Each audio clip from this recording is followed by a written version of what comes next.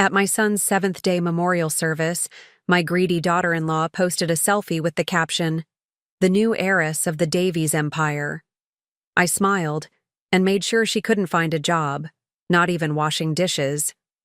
I'm glad to have you here. Follow my story until the end and comment the city you're watching from so I can see how far my story has reached. The church was silent except for the soft sobbing echoing through the wooden pews. I sat in the front row, my black dress feeling too tight around my chest as I struggled to breathe. 7 days. Only 7 days since I'd lost Travis. My only son, my heart, my everything. The priest's words washed over me without meaning. I couldn't focus on anything except the gaping hole in my chest where my heart used to be. Travis had been only 42, too young, much too young to leave this world, to leave me alone. I clutched my handkerchief, already damp with tears, and tried to steady my breathing. The memorial service was almost over, and people would soon approach. Me with those same pitying eyes, those same empty phrases. He's in a better place. Time heals all wounds. As if time could ever heal the wound of outliving your child. My phone vibrated in my purse. I normally wouldn't check it during a service, especially not my son's memorial, but something compelled me to look. Perhaps it was divine intervention, or perhaps just the universe's cruel way of twisting the knife deeper. It was a notification from Instagram. Stella, my daughter-in-law, had posted something. With trembling fingers, I opened the app and froze. There she was, standing in front of the mirror in the master bedroom of my son's house, of our family home, wearing a black designer dress that probably cost more than what most people make in a month. Her face was perfectly made up, not a tear in sight, her red lipstick immaculate, but it was the caption that made my blood turn to ice. The new heiress to the Davies Empire. Moving forward for Stanshire new beginnings. The phone nearly slipped from my fingers. 7 days. It had been only 7 days since we buried my son, and already she was celebrating her inheritance. The same inheritance my late husband and I had spent decades building, that Travis had expanded with his brilliant business mind. I looked up from my phone to see her sitting across the aisle, her head bowed in what I now recognized as a performance of grief. Everything about Stella had always been a performance. The doting wife, the grieving widow, all acts in her elaborate play to get her hands on our family's wealth. Travis had been blind to it. "Mom, you're too hard on her," he'd say. "Stella loves me for who I am, not what I have." I wanted to believe him for his sake. But mothers know. We always know. 3 years ago, when Travis first brought her home, I saw the calculating look in her eyes as she surveyed our estate. I noticed how her questions always circled back to the business, to our properties, to our connections. But Travis was smitten, enchanted by her beauty and charm, deaf to my gentle warnings. The service ended, and people rose to their feet. I tucked my phone away, straightened my back, and prepared to receive condolences. Stella was already working, the room, touching people's arms, her face a mask of perfect sorrow. I watched as she approached Travis's business partners, men who controlled millions, and saw how subtly her demeanor changed, more engaged, more attentive. Mrs. Blackwell, my oldest friend, squeezed my hand. "Surely you're pale as a ghost. Are you all right? Did you know?" I whispered, my voice hoarse. "Did you know Travis changed his will last month?" Mrs. Blackwell's eyes widened slightly. "No, I didn't. What do you mean?" "He left everything to her. Everything." The words tasted, bitter on my tongue. The house, his shares in the company, even the summer cottage that's been in our family for generations. "But surely he left something for you? The prenuptial agreement was never signed," I finished for her. "Travis convinced himself it wasn't necessary. He said it would start their marriage on the wrong foot."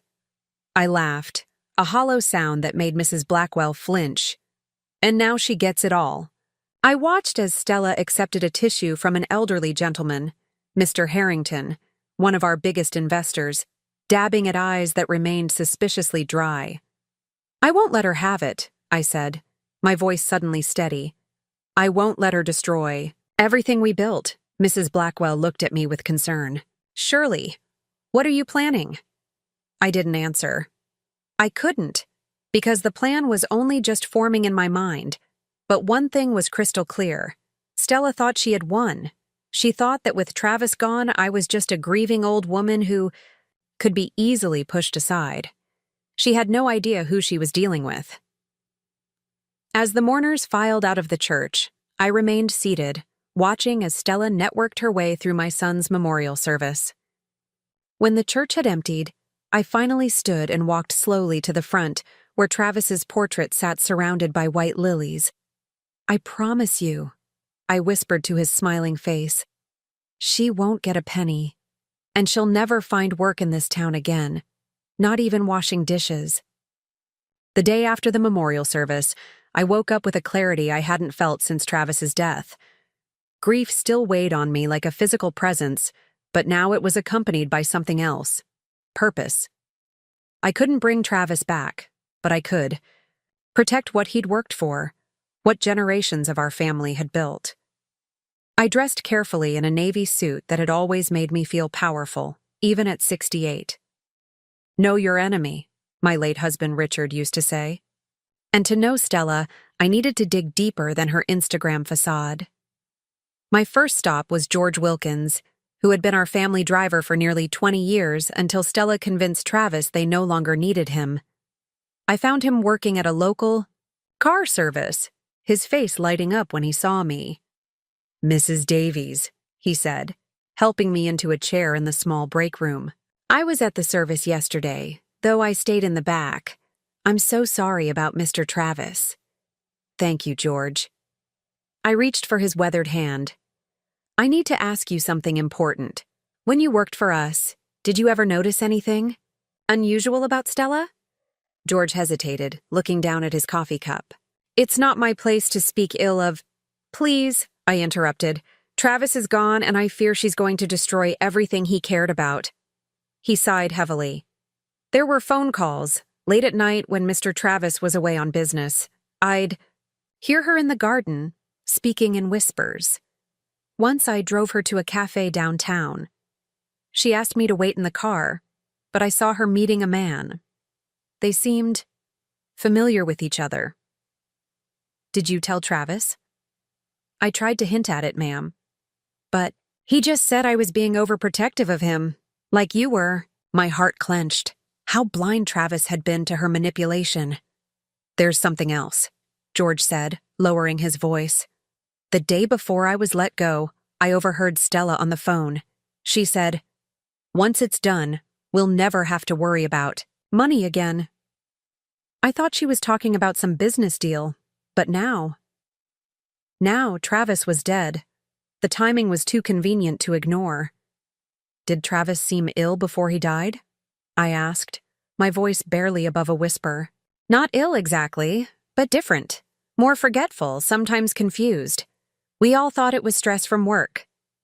I thanked George and left him my number, asking him to call if he remembered anything else. My next stop was the offices of Davies Holdings, the company my husband had founded, and Travis had expanded into a commercial real estate empire. The receptionist's eyes widened when I walked in. "Mrs. Davies, we weren't expecting you." "I'd like to see Jonathan, please," I said, referring to Jonathan Myers, our family's attorney for the past 30 years. She made a quick call, her expression growing uncomfortable. "I'm sorry, Mrs. Davies, but Mr. Myers is in meetings all day." "I'll—" "Wait," I said firmly, taking a seat in the lobby. After 20 minutes, a different door opened, and Stella emerged, dressed in a sleek black pantsuit, her blonde hair pulled back in a severe bun. She faltered slightly when she saw me, but quickly recovered. "Shirley, what a surprise." Her voice dripped with false warmth. "I didn't expect to see you here." "Evidently not," I replied coolly. "I'm here to see Jonathan." "Oh." Her smile tightened. I just finished meeting with him myself. We were discussing the transition of Travis's assets. As you know, he left everything to me. The casual way she said it, as if discussing the weather, made my blood boil. But I kept my expression neutral. Yes, I'm aware of the current will. That's actually what I wanted to discuss with Jonathan. Something flickered in her eyes. Was it worry? Well, I'm sure he'll explain that everything is in order. Travis was very clear about his wishes. Before I could respond, Jonathan himself appeared. He looked uncomfortable, refusing to meet my eyes. "Shirley, I didn't know you were coming in today." "Clearly," I said. "Do you have a moment to speak privately?" Jonathan glanced at Stella, who gave an almost imperceptible nod. That small gesture told me everything I needed to know. Jonathan, who had watched Travis grow up, who had been like family to us, was now in Stella's pocket.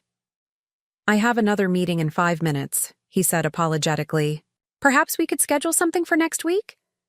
I stood up slowly, gathering my dignity around me like armor. "That won't be necessary. I'll be finding new legal representation." Stella's smile was victorious as I walked out, but I wasn't. Defeated. I was just getting started. That evening, as I sat in my study reviewing old financial documents, my phone rang. It was a number I didn't recognize. "Mrs. Davies?" The voice was female, young, nervous. "You don't know me, but I work at Meridian Pharmaceuticals. I was Mr. Davies's nurse during his last checkup 3 weeks ago." My hand tightened around the phone. "Yes?" "There's something you should know. The day of his appointment, his wife, Mrs. Davies, insisted on speaking privately with Dr. Carson. Afterwards, your son's prescription was changed. I thought it was strange because he'd been on the same medication for years." My heart pounded. "What kind of medication?" "For his heart condition. The new prescription was much stronger. I tried to ask Dr. Carson about it, but he shut me down, said it was none of my business." "Thank you for telling me," I said, my mind racing. "What's your name?" "I'd rather not say. I could lose my job. But—" She hesitated. "I liked Mr. Davies. He was always kind to me. And when I saw the news about his sudden death, I couldn't stay silent. After we hung up, I sat in the growing darkness, pieces falling into place. The mysterious phone calls George mentioned, the changed medication, the altered will. My doorbell rang, startling me from my thoughts. When I opened the door, a young man in a uniform handed me an envelope. Legal documents for Shirley Davies. Inside was an eviction notice. I had 30 days to vacate my home, the home I had shared with Richard, where we had raised Travis. The home that now, according to the documents, belonged solely to Stella. Sank to the floor, the paper crumpling in my hand, tears finally breaking through the dam of shock and anger. But even as I cried, a resolve hardened within me. Stella had declared war, but she would soon discover that she had gravely underestimated her opponent. The small apartment on Maple Street looked nothing like the spacious estate I'd called home for the past 40 years. The walls were thin, the furniture sparse, and the entire space could fit in the living room of my former house. But it was clean, affordable, and most importantly, Stella didn't know about it. I'd managed to remove my personal belongings before the sheriff arrived to enforce the eviction notice. Photographs, jewelry, and my husband's collection of rare books, things that held sentimental value rather than monetary worth. I hadn't fought the eviction. That battle would come later, on my terms. A knock at the door interrupted my unpacking. I hesitated, paranoid that Stella had somehow tracked me down. But when I looked through the peephole, I saw a familiar face that brought unexpected tears to my eyes. "Margaret," I said, opening the door to our family's former housekeeper. "How did you find me?" Margaret Wilson had worked for our family for over 20 years before Stella convinced Travis they needed someone younger and more modern. At 65, Margaret was hardly decrepit, but Stella had gotten her way as usual.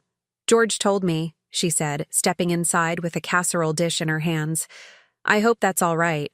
I brought lasagna." "It's more than all right," I said, genuinely touched.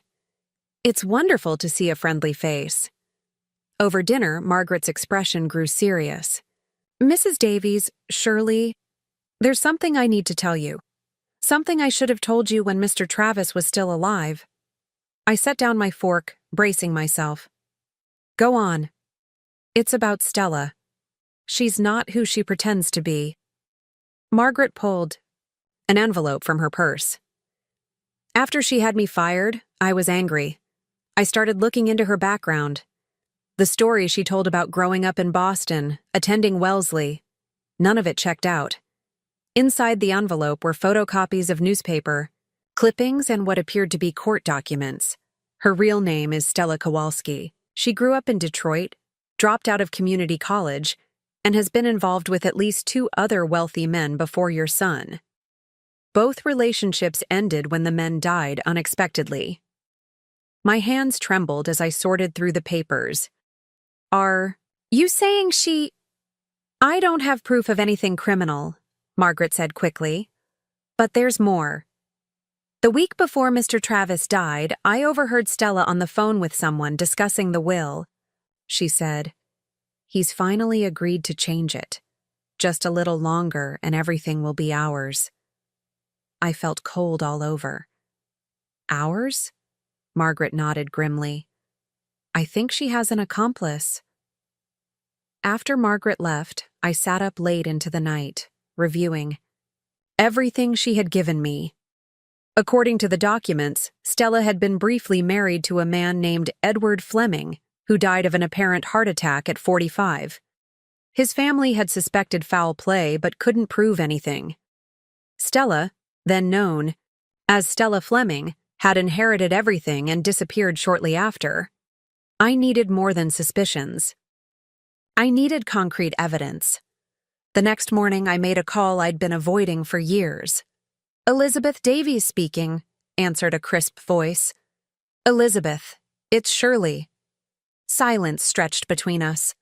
My sister-in-law and I hadn't spoken since Richard's funeral 5 years ago, when a dispute over his collection of vintage cars had erupted into a full-blown family feud. "Shirley," she finally said, "I heard about Travis. I'm so sorry." "Thank you." I took a deep breath. "I need your help." Elizabeth had been a federal prosecutor before retiring. If anyone knew how to build a case against Stella, it would be her. I. "Listening," she said. I told her everything. The suspicious circumstances of Travis's death, the changed will, what Margaret and George had told me. I could almost hear her legal mind working through the phone. "Meet me at Café Laurent tomorrow at 10, she said when I finished. "And Shirley, be careful. If even half of what you suspect is true, this woman is dangerous." That night, I couldn't sleep. Every time I closed my eyes, I saw Travis's face. Not as the successful businessman he'd become, but as the little boy who used to crawl into my bed during thunderstorms.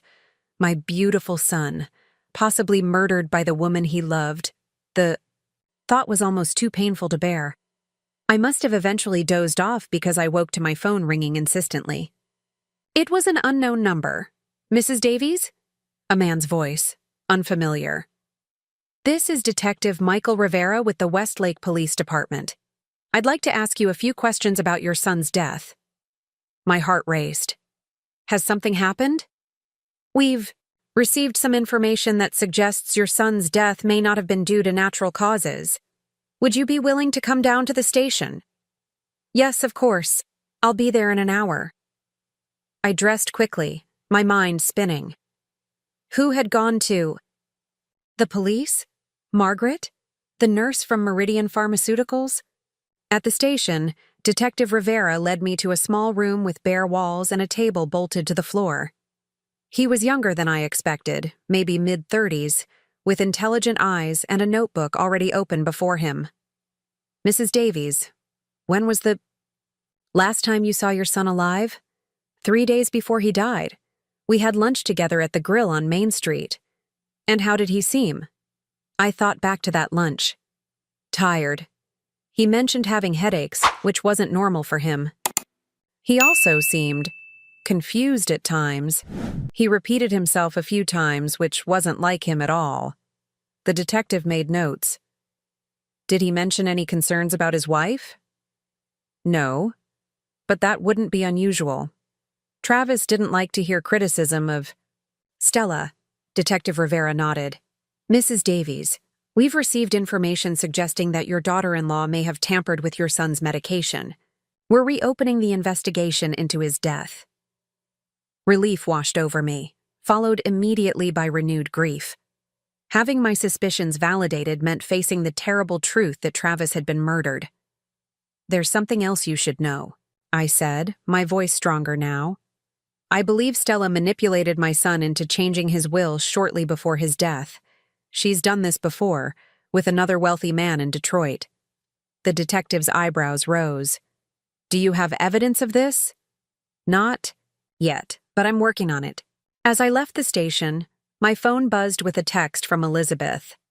Change of plans. Meet me at my house immediately. I've found something about the will.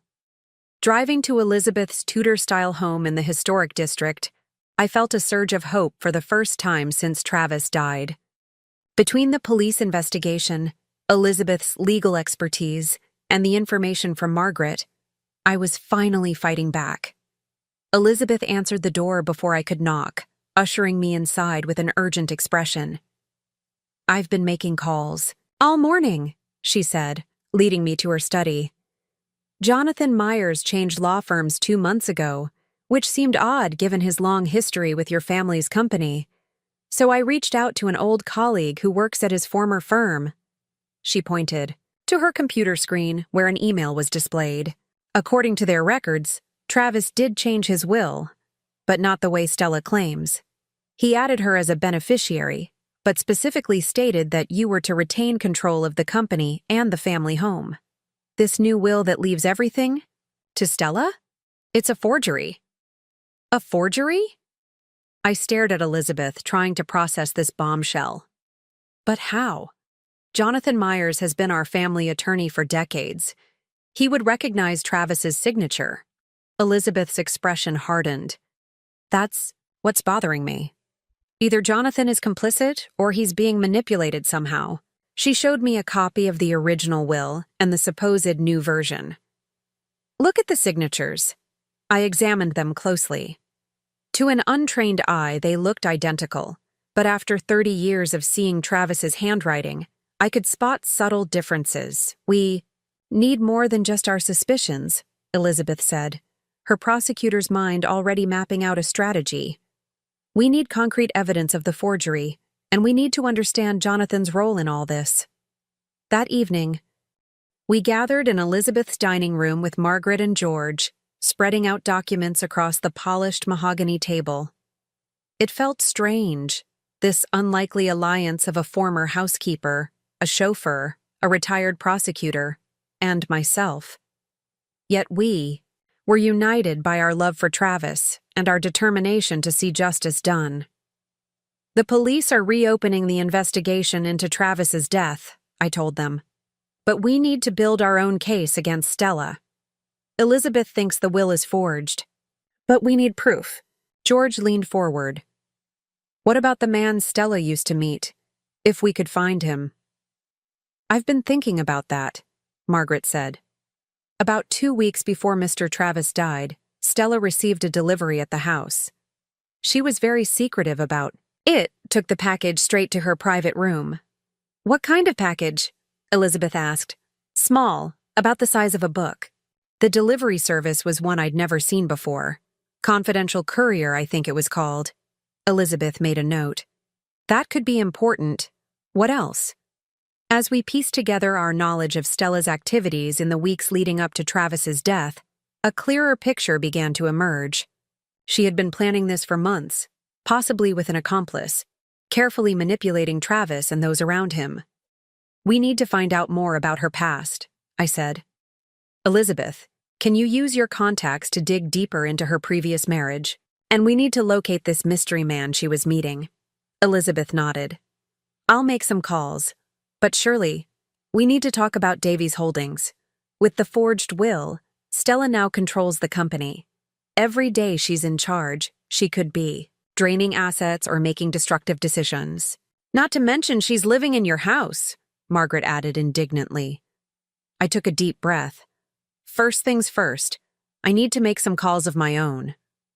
Over the next 3 days, I reached out to old business associates, friends who sat on various boards with me over the years, and Travis's college roommate who now ran a major bank. I didn't tell them everything, just that there were concerning issues with the management of Davy's holdings under Stella's control. By the end of the week, Stella found herself facing unexpected roadblocks. The bank suddenly required additional signatures for large transactions. Key clients began delaying their dealings with the company. Vendors started requiring payment up front, citing new policies. Elizabeth called me on Friday afternoon, her voice triumphant. I just heard from my contact at Regent Bank. Stella tried to transfer $2 million to an offshore account and was denied. She's furious. I allowed myself a small smile. Good. Let her feel the pressure. There's more, Elizabeth continued. I found Edward Fleming's sister in Michigan. She's willing to talk to us about Stella, or as she knew her, Stella Kowalski. She's convinced Stella had something to do with her brother's death. When can we speak with her? She's flying in tomorrow. Also, I've filed a petition to contest the will on grounds of suspected forgery. The court has granted a temporary freeze on all major assets until the matter is resolved. I closed my eyes, relief washing over me. It wasn't a victory yet, but it was a start. That evening, Detective Rivera called with an update. Mrs. Davies, we've subpoenaed your son's medical records and the autopsy report. The toxicology results show elevated levels of his heart medication in his system, significantly higher than his prescribed dosage. My hand tightened around the phone. What does that mean? It means we have enough evidence to question Mrs. Davies formally about your son's death. We'll be bringing her in tomorrow morning. After hanging up, I sat on the edge of my bed, emotions churning. The evidence was mounting against Stella, but it didn't bring Travis back. Nothing would. For a moment, the weight of grief threatened to overwhelm me again. My phone buzzed with a text from Elizabeth. Just heard from my PI. Found the mystery man. Name is Victor Laszlo, former pharmaceutical sales rep. Has ties to Stella going back 5 years. Another piece of the puzzle falling into place. I was about to respond when another text came through, this one from an unknown number. I know what you're doing. Stop now, or you'll regret it. Not everyone involved in this has been identified. A chill ran down my spine. Stella knew we were closing in, and she was threatening me. But what did she mean about not everyone being identified? Who else was involved? I forwarded the message to Elizabeth and Detective Rivera, then double-checked that my apartment door was locked. For the first time, I felt genuinely afraid. Stella had possibly killed before and gotten away with it. What would stop her from coming after me? The next morning dawned gray and rainy, matching my mood as I drove to meet Dr. James Whitaker, who had performed Travis's autopsy. Elizabeth had arranged the meeting, calling in a favor from a former colleague. Dr. Whitaker was a tall, solemn man with silver hair and reading glasses perched on his nose. He greeted me with a firm handshake and genuine sympathy. Mrs. Davies, I've reviewed the toxicology results again in light of the police investigation. I believe I missed something important in my initial examination. He showed me the reports, explaining the technical details in layman's terms. Your son's heart condition was mild. It shouldn't have been fatal, even with stress. But these levels of medication would have caused cardiac arrest. The question is, how did so much medication get into his system? Could he have taken it accidentally? I asked. though I already knew the answer. Dr. Whitaker shook his head. The amount in his system was far too high for an accidental overdose. Someone deliberately administered an excessive dose. As I left Dr. Whitaker's office, my phone rang. It was Detective Rivera, his voice tense. "Mrs. Davies, we went to question Stella this morning, but she wasn't at the house. According to the staff, she left in a hurry last night with several suitcases. We've put out an alert, but I wanted to warn you. She may try to contact you." I gripped the steering wheel tighter. "Thank you, Detective. I'll be careful." I had just pulled into Elizabeth's driveway when I saw a black SUV parked across the street, its engine running. As I watched, the passenger window rolled down, revealing Stella's face. Our eyes met, and for a moment, the world seemed to freeze. Then, the window rolled up and the SUV pulled away from the curb, disappearing around the corner. She hadn't fled. She was watching me, and somehow that was more terrifying than any text message threat. Elizabeth insisted I stay with her after the encounter with Stella. "She knows where your apartment is," she argued, setting up the guest room. "You'll be safer here, and I have a security system." I didn't fight her on this. The cold look in Stella's eyes had shaken me more than I cared to admit. That evening, Emily Fleming arrived from Detroit, a thin, serious woman in her 40s who bore little resemblance to her late brother, except for the same deep-set eyes. "Edward was my only family," she said, sitting rigidly in Elizabeth's living room. "After our parents died, we only had each other. When he met Stella, I was happy for him. He'd been alone too long." "How did they meet?" I asked. "At a charity gala. She was working as an event coordinator. Within 3 months, they were married." Emily's mouth tightened. Everything changed after that. Edward became distant, secretive. When I visited them, Stella always hovered, never leaving us alone. Elizabeth leaned forward. "And then he died." Emily nodded, blinking back tears. "Heart attack," they said. But Edward had no history of heart problems. None. When I questioned it, Stella became defensive, accusing me of being jealous of their happiness. "Did you suspect foul play?" I asked gently. "Of course I did. I went to the police, but they said there was no evidence. Edward was cremated immediately, at Stella's insistence. She claimed it was what he wanted, but Edward and I had discussed burial plots next to our parents. He never mentioned cremation. The parallels to Travis's death were chilling. The same method, the same swift action to secure assets." "Did Stella have an accomplice?" Elizabeth asked. "Someone who visited frequently or called?" Emily frowned. "There was someone. A man Edward introduced as Stella's cousin. Victor, I think. He was at the house a lot toward the end." Elizabeth and I exchanged glances. Victor Laszlo, the same man Stella had been meeting secretly. "Did this Victor have any medical background?" I asked, remembering he was a pharmaceutical sales rep. "I don't know, but after Edward died, I saw him at the memorial service, talking to Stella. They seemed intimate, not like cousins at all." After Emily left, promising to send us any documents she had from her brother's case, Elizabeth and I updated Detective Rivera on what we'd learned. "This gives us a pattern," he said. 2 men, both with newly developed heart conditions, both dying unexpectedly after changing their wills in Stella's favor. And both times this Victor Laszlo is in the picture. "Have you located him?" Elizabeth asked. "Not yet, but we're close. His credit card was used at a motel outside of town yesterday. That night, I couldn't sleep. Every creak in Elizabeth's old house made me start, imagining Stella lurking in the shadows. Around 3 a.m., I gave up and went downstairs to make tea. The kettle boiled. My phone lit up with a text from Margaret.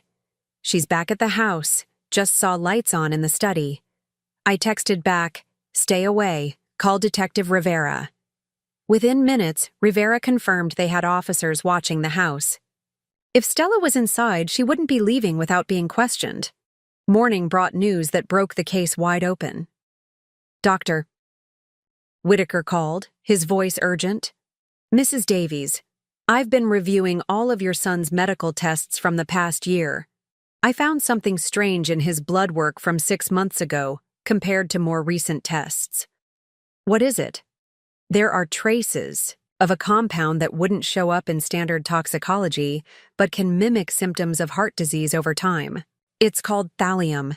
It's tasteless, odorless, and can be administered in small doses to create chronic symptoms that look like natural illness. My blood ran cold.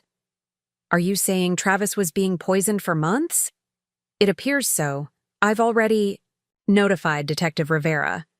This changes everything. It shows premeditation, long-term planning.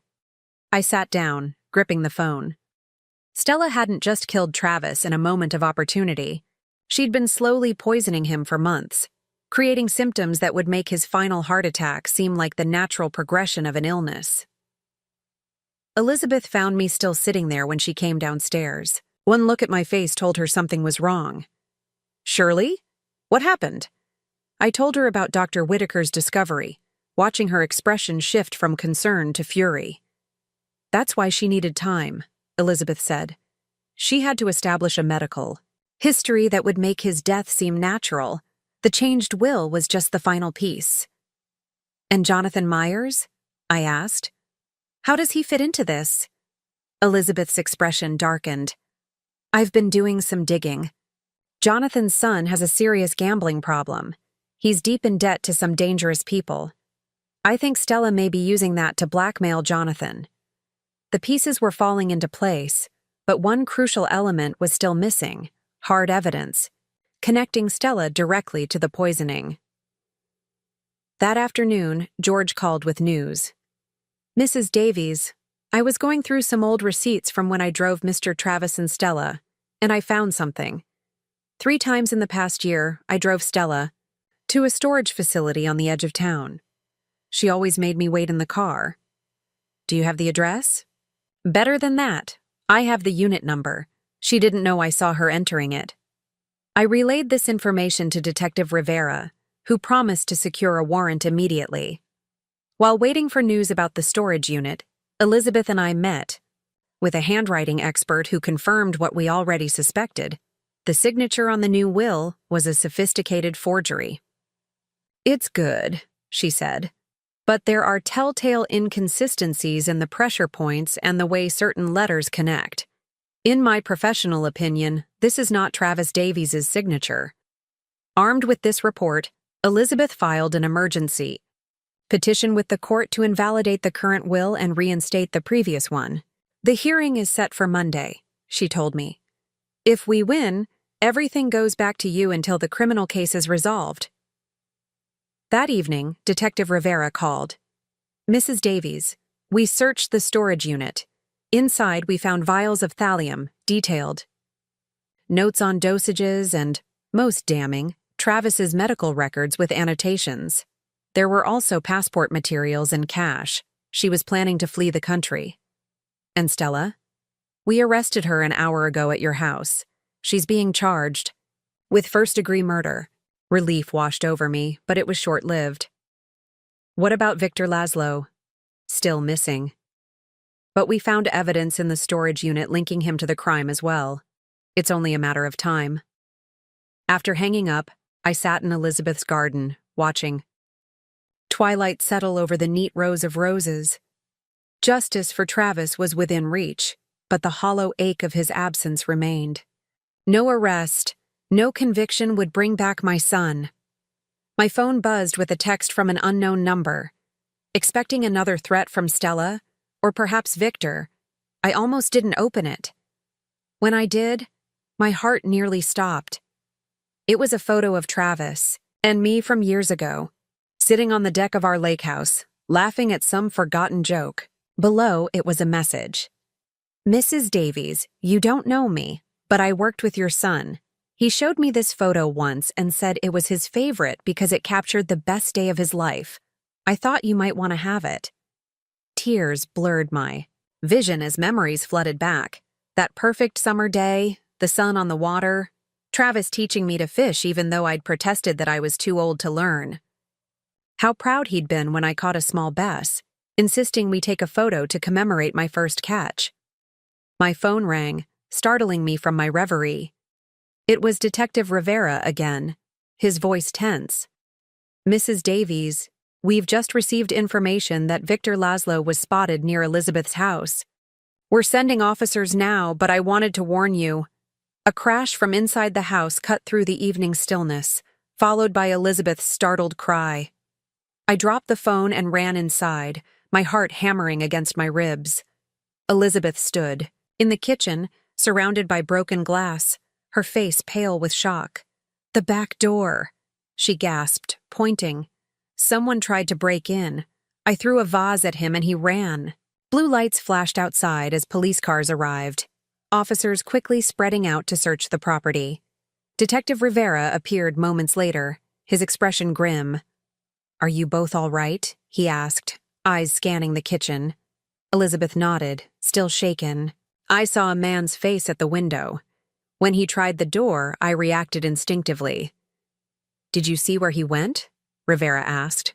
"Toward the woods behind the house," Elizabeth said.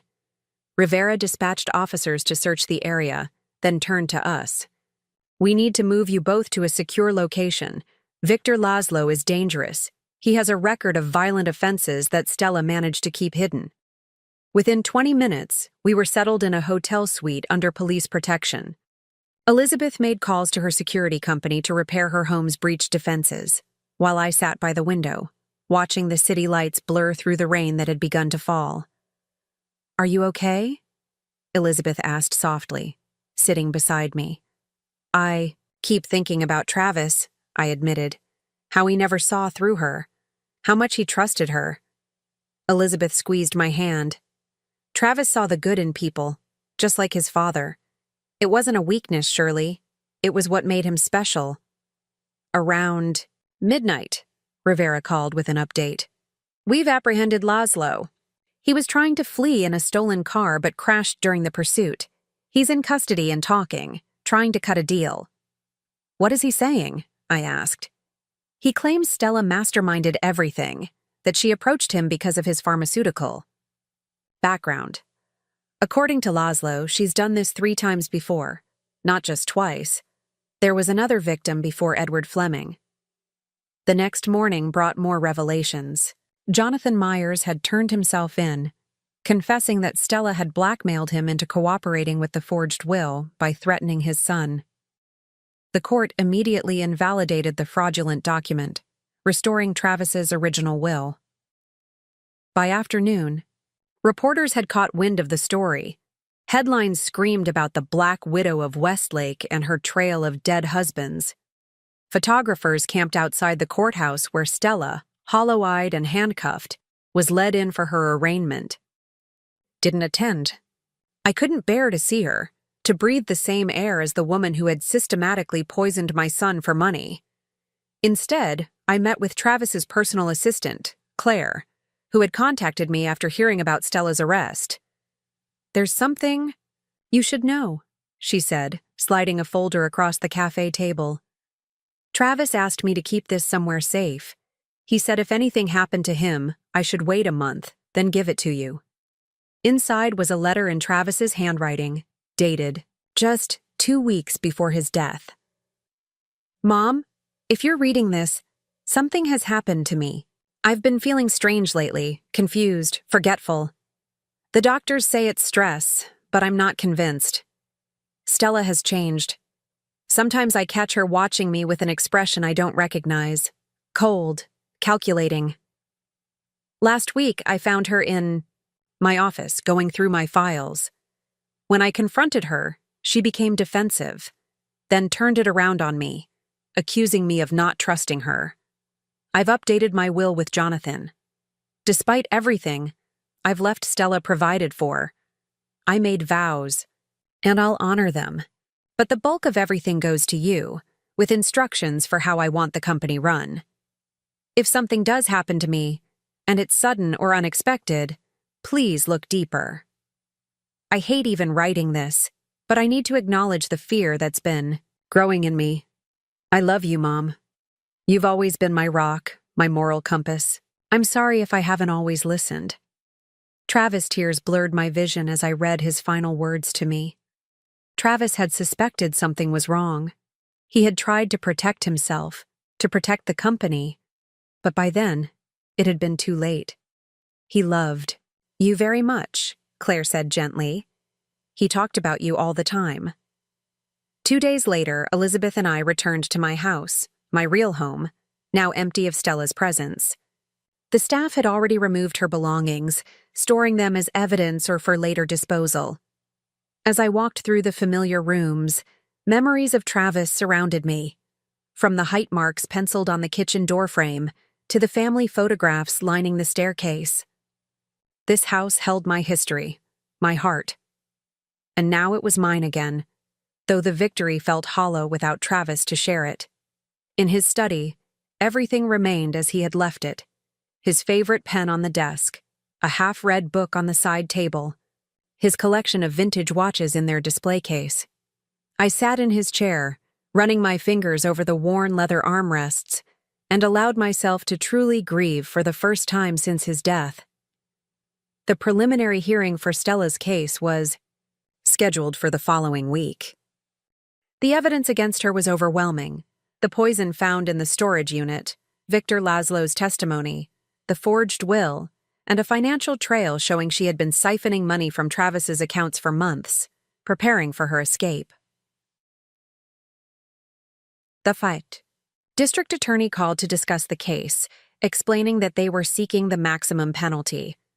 With the evidence we have, plus Laszlo's testimony, she'll never see the outside of a prison again, he assured me.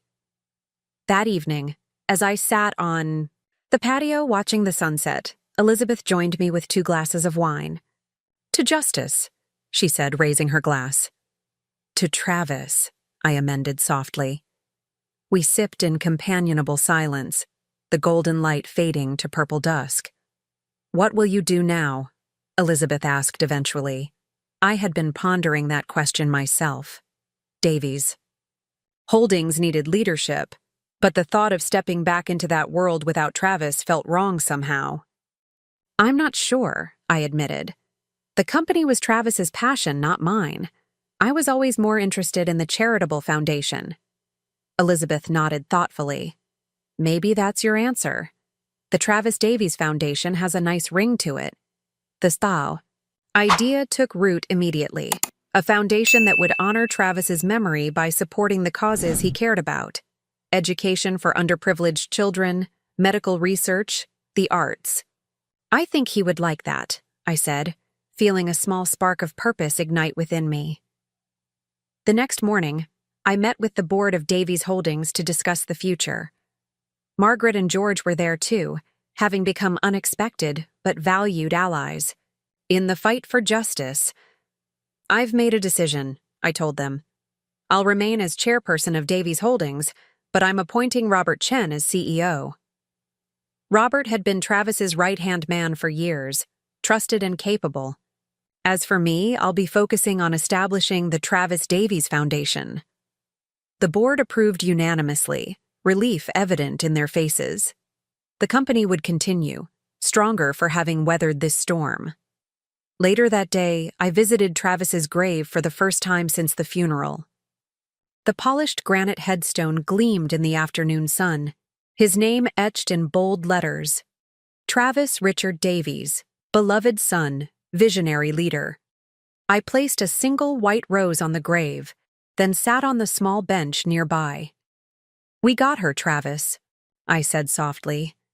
She'll pay for what she did to you, and your legacy will live on, not just through the company, but through the lives the foundation will touch. A gentle breeze rustled the leaves overhead, and for a moment, I felt a sense of peace wash over me. The road ahead would not be easy. There would still be dark days, moments when grief would overwhelm me. But I had found my purpose again. A way to honor Travis that felt right. Elizabeth was waiting in the car when I returned. Ready? She asked. I nodded, looking back once more at my son's resting place. Yes, I think I am. As we drove away, I realized that while Stella had taken Travis from me, She had failed in her ultimate goal. The true inheritance, the values, the memories, the love that Travis and I shared, was something she could never touch, never diminish, never steal. That was mine to keep forever. And in the end, it was worth more than all the money and property in the world. It was priceless. It was love. Now I'm curious about you who listened to my story. What would you do if you were in my place? Have you ever been through something similar? Comment below, and meanwhile, I'm leaving on the final screen 2 other stories that are channel favorites, and they will definitely surprise you. Thank you for watching until here.